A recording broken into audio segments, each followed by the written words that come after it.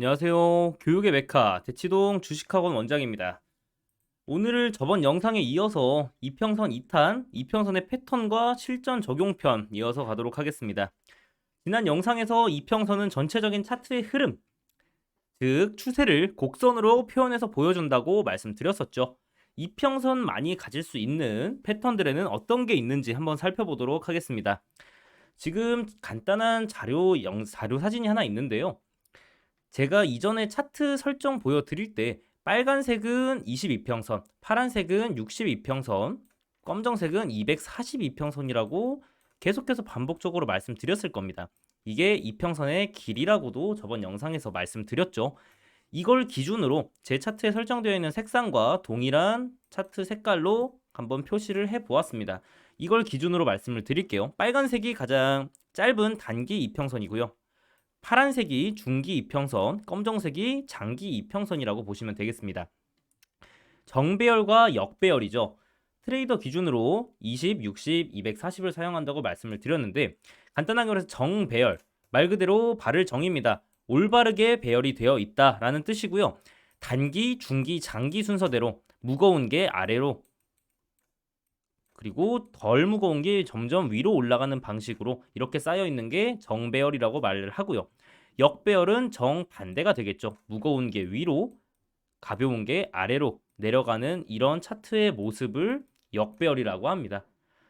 사실 이 내용 자체는 단어를 뜻하는 말이에요. 이 정배열과 역배열을 이용해서 그래서 이걸로 뭘 어떻게 하는 건데 라는 부분은 뒤쪽에서 제가 설명을 드릴 예정이니 끝까지 집중해 주시고요.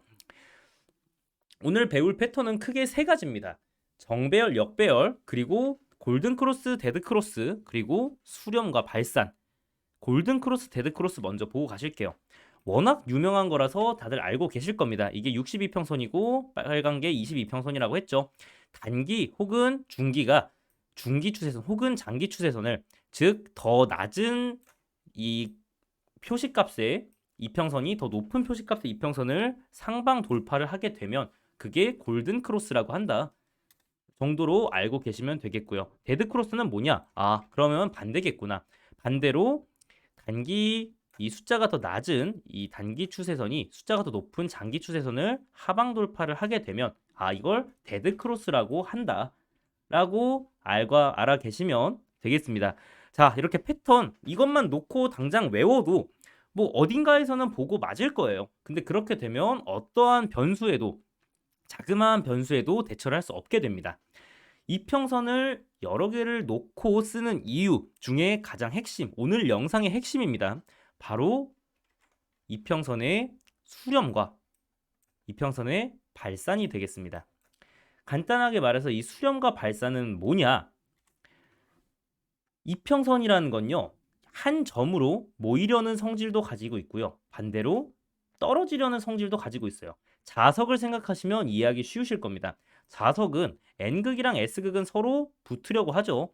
근데 N극이랑 N극 혹은 S극이랑 S극은 서로 반발을 합니다.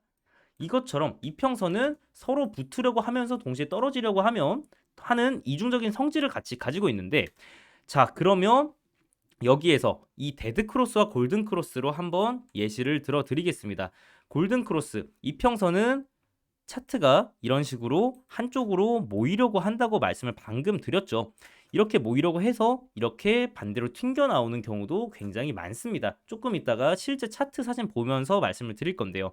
그런데 반대로 이런 식으로 차트가 완전히 붙었다가 뚫고 나왔죠. 그러면 강한 반발력으로 차트가 크게 상승이 나오게 되는 겁니다. 데드크로스는 정반대로 동일하게 생각을 해볼 수가 있겠죠. 결국 차트가 붙고 있겠지만 여기 한 점에서 실제로 만나게 되었고 이걸 뚫고 내려가게 되면 강한 반발력으로 데드크로스가 발생이 된다. 실제 차트 사진 한번 가져와 봤습니다. 이전에도 한 종목만 말씀을 드리는 게 계속해서 이해하시기 편할 것 같아서 SK 하이닉스 가져왔고요. 보시면 검은 게 240, 파란 게 60, 빨간 게 20이라고 말씀드렸습니다.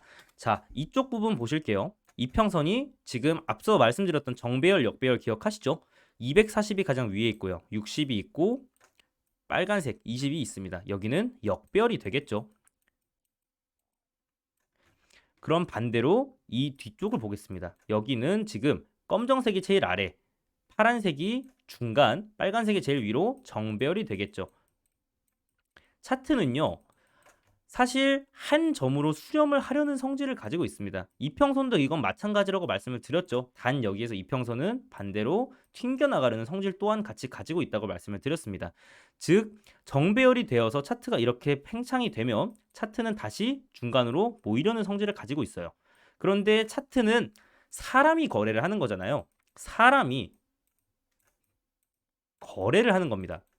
거기에 따라서 차트가 움직임이 발생이 되는 거예요.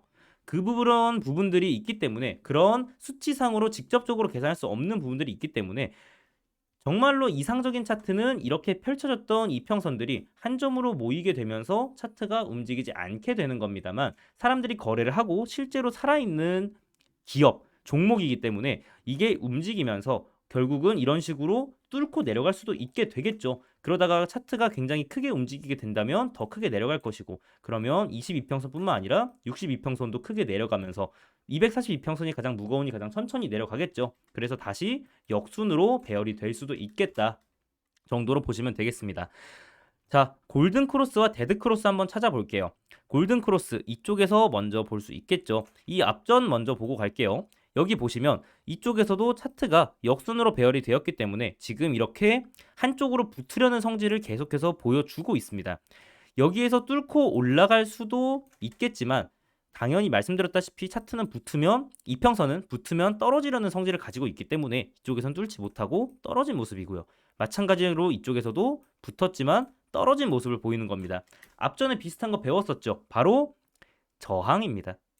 더 가격이 높은 이평선이 더 낮은 이평선의 저항 구간 혹은 지지 구간이 되는 거라고 생각을 해주시면 되겠습니다. 이렇게 하다가 결국 이쪽에서 뚫었죠. 뚫었으면 결국 이쪽이 맞붙었다가 하고 튕겨져 나온 거기 때문에 강하게 상승이 발생이 되게 되는 겁니다.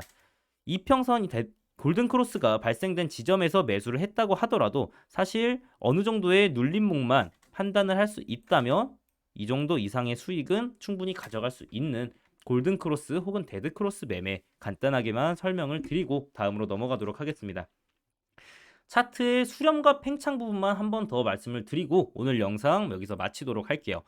동훈 아나텍입니다. 지금 거진 10,000원이 조금 안 되는 가격부터 거의 300% 이상이 상승을 한 차트죠.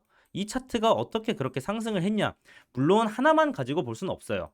굉장히 많은 요건들이 무수히 많이 모여졌기 때문에 여기에 대해서 크게 상승이 나온 거고, 실제로 이 종목 같은 경우에는 굉장한 발전에 기여를 할 수 있을 만한 그런 소재거리가 있죠.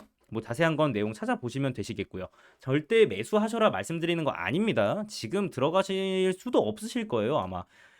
그래서 차트 한번 이어서 보자면, 차트 보시면 굉장히 크게 왔다 갔다 하면서 이평선이 엎치락 뒤치락 하는 모습 보여주고 있죠. 그러다가 딱 이 지점부터 차트가 팽창되고 수축되는 주기가 점점 짧아지면서 점차 한쪽으로 선이 모이게 되는 모습 확인되셨을 겁니다. 이쪽 부분을 말씀드리는 거고요. 여기와 대비해서 이전은 굉장히 차트가 크게 움직임이 보였다라고 말씀드릴 수 있을 것 같습니다. 그래서 이렇게 수축이 되고 이평선이 점점 한 점으로 모이게 돼서 어떻게 됐느냐? 이 다음 바로 다음 봉부터 차트가 이런 식으로 무한히 상승하는 차트가 완성이 되었네요. 아까 제가 보여드렸던 게 여기 부분까지고요. 이 다음부터가 계속 상승이 나왔던 겁니다. 물론 이 상승이 나오는 거는 단순히 지금 차트가 보시면 역배열로 되어 있죠. 이 역배열을 정배열로 바꾸기 위해서 상승이 되었다라고만 말하기에는 당연히 근거가 부족할 겁니다. 정말 많은 요건들과 뭐 다른 차트적인 요건, 뭐 추세선의 돌파라든지 아니면 펀더멘탈적인 요건들, 뭐 앞서 말씀드렸다시피 뉴스 찾아보시면 나오시겠지만 뭐 당뇨병 키트 관련해서 새로운 발명, 혁신적인 발명을 하나를 해냈습니다. 그런 소재들이 겹치고 뭐 작전이 들어왔을 수도 있겠죠. 여기에서 지금 제가 말씀드릴 건 아니니까 넘어가도록 하겠습니다. 아무튼 다양한 요건들이 합쳐서 이런 상승이 나오게 된다. 이런 상승을 만드는 큰 요건 중인 하나를, 이평선을 오늘 실제로 어떻게 적용을 하는지 간단하게나마 체크를 해보았다 정도에서 오늘 영상은 마치도록 하겠습니다. 마치기 전에 오늘 영상 가장 중요한 거 뭐라고 했죠? 이평선은 한쪽으로 점점 모이려는 성질을 가지고 있고 모이게 되면 다시 넓어지려는 성질을 가지고 있다. 이평선의 수렴과 발산 반드시 기억해 주시길 바라겠습니다. 오늘 영상은 여기서 마치도록 하겠습니다. 영상 시청해 주셔서 감사하고요. 네이버 밴드 들어오셔서 숙제랑 그런 부분들, 뉴스들 마저 받아가시면서 복습하시길 바라겠습니다. 영상 여기서 마치겠습니다. 수고하셨습니다.